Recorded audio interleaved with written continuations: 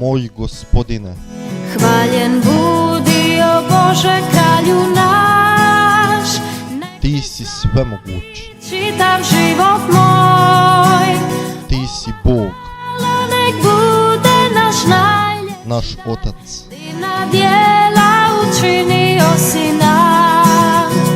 Molim te da po zagovoru i pomoći arkanđela Mihaela, Rafaela i Gabriela oslobodiš našu braću i sestre koji su zarobljeni od zloga.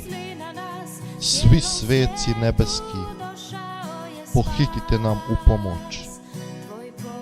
Od tjeskobe, žalosti i obsesija molimo te, oslobodi nas, Gospodine.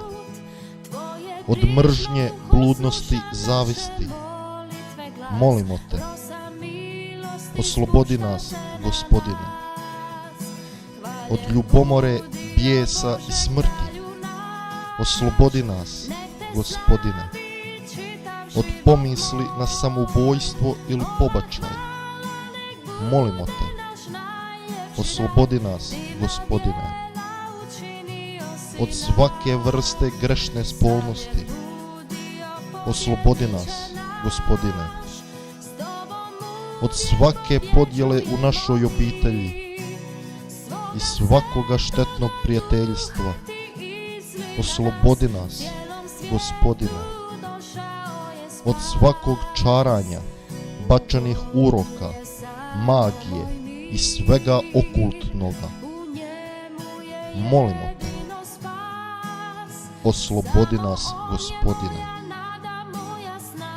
Gospodine, ti si rekao, mir vam svoj ostavljam, mir vam svoj dajem. Udijeli nam po zagovoru Djevice Marije, da možemo biti oslobođeni od svakog zla i uroka, te uvijek uživati tvoj mir. Po istom Kristu, Gospodinu našemu. Amen. Pobjeđuje